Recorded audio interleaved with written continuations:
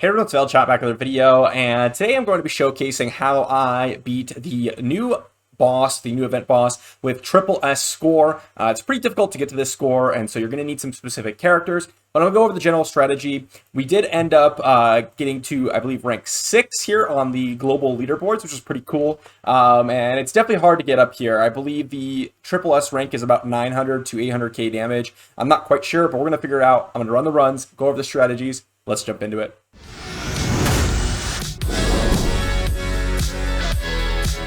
So first things first, for those of you that are curious what you end up getting when you get the higher rating, you actually just get more of these tokens here, and it's not that much more, so don't worry about not being able to obtain all the stuff. Really, if you want to get triple S, it's for this avatar frame. You cannot get the avatar unless you have a triple S score. But for the general strategies, first off, both of these bosses are the same as far as I can tell from when I've run it. And we're going to have a new boss at the end of the 5-day mark. That'll be the Shadow Boss. Now, the main mechanics of this boss, there's two main mechanics. First off is this Sacred Heart buff. Sacred Heart 1 is going to give 100% attack. Sacred Heart 2 is going to give 200% attack. And Sacred Heart 3 is going to get 400% attack. It starts off at Sacred Heart 1 at the first round. And then after 3 rounds, it goes to 2. And after 6 rounds, it goes to 3. Now, not only is it going to be giving the boss extra attack, it is also going to be giving them random buffs, 1, 3, or 5, depending on what Sacred Heart you're at, and you will end up taking a lot more damage because he does more damage based on how many positive effects, as well as if they have more than 4 buffs at the end of the turn, they're basically going to one-shot you with a true damage AoE ultimate. Now, so that's the first mechanic, is trying to get rid of all the buffs and keeping them under the 5 buffs. The second mechanic is this elemental power. This basically means that if you do not have 4 negative effects at the end of the turn on this boss, you're going to get, or the boss rather, is going to get a buff that reduces damage by 50%, which is a lot of reduced damage. So usually comps that are generally really good are going to handle both mechanics in the same comp. Now, the abilities are pretty simple. We have a basic attack that hits one character and applies no positive effects. We have an ultimate, or an AoE here, that removes all positive effects, and then an ultimate here that deals damage based on how many positive effects that the boss has. 2 more things. The character is immune to poison and unhealable and cannot be like CC'd or anything like that. So keep that in mind while you're building out these comps.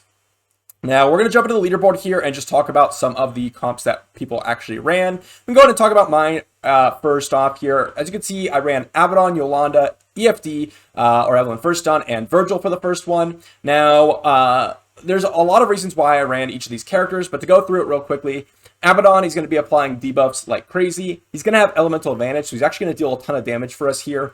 Yolanda's going to have the bonus turn to Abaddon, as well as giving him attack up 2, and some extra survivability. EFD is giving bonus turns as well, and applying defense down 2, and has the off chance to strip, and Virgil's going to be dispelling, basically on basic only, the entire fight. That's super important, so we have a double dispel, as well as some bonus turns for everyone else to do what they need to do, and a soul damage dealer. Then the second comp here with Urzag, Esrina, Edicris, and William is a lot less good. This main comp did about 800, 900k. This comp generally does like 250k damage. You can see the big difference there. Now, this comp over here on the right hand side does not have optimal gear by any means. We have Urzag, who's going to be applying some debuffs as well as doing damage.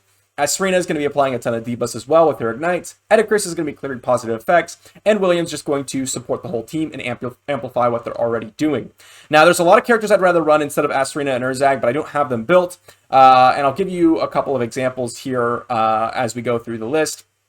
But we're going to go ahead and just jump into the gear here real quick, and then jump into one of my runs, and then suggest some team comps at the end here. So let's go over my gear first. Where's Yolanda? First off, we have Yolanda. I'm going to go through this really quickly, so you don't have to stick around forever. 24k HP, 1600 defense, maximum speed. We have 50% focus. You generally only need about 30% focus for this boss, unless the boss actually puts a resistance buff up. Then you'll need more, so just keep that in mind. So just tanky stats on Yolanda with a revival set. And then we have EFD here, and she is the same case, 30% focus, as you can see. Just some tanky stats at 22k HP and 1700 defense with a revival set. If you want to check out any of the stats in more specific, just go ahead and check them out and pause the video. Then we have Abaddon here at 4.3k attack, 99, almost 100% crit chance, and then 275% crit damage with 43% focus. He is in a cursed set. Then we have, where is the last one here? EFD, okay, where is the last one? I am struggling to find the last one here. There he is, Virgil. So we have Virgil next. That's going to be 17k HP, 1200 defense, and then 170 speed with 87% focus, where you just have a lot of focus to remove buffs. And that's going to be the main comp. Now, keep in mind, this Arcane Sanction actually hits for a lot of damage on the boss, about 200k true damage. I don't know if that's a bug or what, but this hits for about 200k true damage. The boss also has a max HP pool, and I'll go ahead and showcase that when we're in the run. But our second comp here is going to be Urzag, and he's going to be at max crit rate, 36% focus with 4200 attack and 245% crit damage.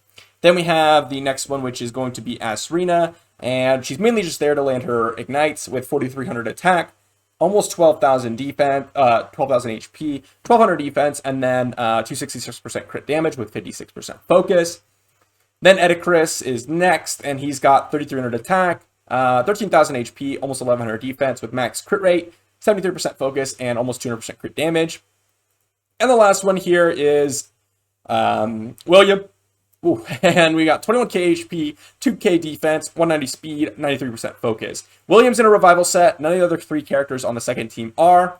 And on the first team, all four except for Abaddon are on a revival set, and Abaddon is on a cursed set. So that's the gear. That's the team comp. We're going to jump into a battle here and just go through it on manual. You can do this on auto, and I have done it. It's about 800k damage from what I've experienced, but you're going to get more on manual. So we're on to the boss fight here, and we're going to go ahead and pass over the bonus turn to Abaddon here. Now, hopefully we can do as much damage as we did before, or maybe even more. That would be really cool. We're going to go ahead and use our second skill instead of our ultimate with EFD. We're going to try to get that defense down too. We ended up calling Abaddon, which is awesome. Now we can go ahead and use our ultimate and just smack for 60k damage. And we got another curse proc, but you can see there we did cap of 100,107 damage. That is because the boss's HP total is that amount. So it will never, ever go above this damage if you're overhitting.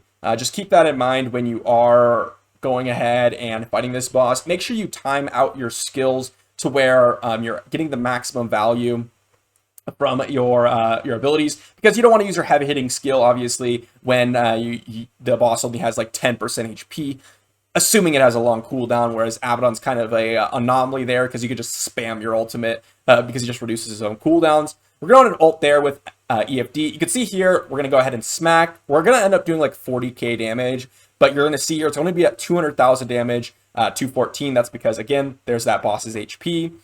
Now, hopefully, there we go. Actually, we landed a proc of Arcane Sanction from Virgil there. That's why the boss is actually at 40% here. So Abaddon should kill him off here.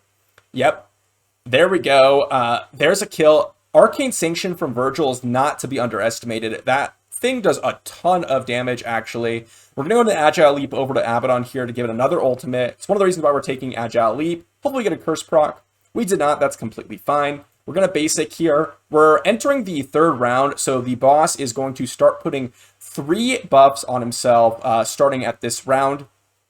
But we're going to go ahead and just hopefully we're going to use our second skill here to not stack a thing of rage and then just have Evelyn strip. Why? Because we want the extra turn from Virgil on the following round so that he can basic attack twice and remove 2 buffs. We're going to go ahead and kill off the boss there, and then we're going to go ahead and smack yet again with Abaddon. There we go. Boom, another 60k. And then we're going to go ahead and actually ultimate here with Yolanda. We're going to actually take some big damage from the boss on this round. We're going to go to basic, and then you can see here, Virgil's going to get his bonus turn from the rage. So now we can remove 2 buffs, because as you can see, we just removed a buff, and there's the second buff that we're removing. We really want to get rid of that crit resistance buff, which is really good. Because otherwise Abaddon has a chance of just not critting, which is a little unfortunate. We could use our second skill here, but I'm going to play it safe and just basic. If we call Yolanda, we can cleanse that no positive effects off, but that's going to go away anyways. If we call Virgil, we'll remove the buff, which is nice, but doesn't really do much. If we call Abaddon, we're going to just not kill the boss anyway, so it's going to cap out our damage, so it doesn't really matter. But you can see there, we're actually getting hit quite hard from that skill. Abaddon is a dark monster, and so yes, he has elemental advantage, but also remember that the enemies also have elemental advantage. The light monster does, at least in this case. We're going to go ahead and use our second skill, and hopefully we call Abaddon or Virgil here. We called Yolanda. That is the worst one to call.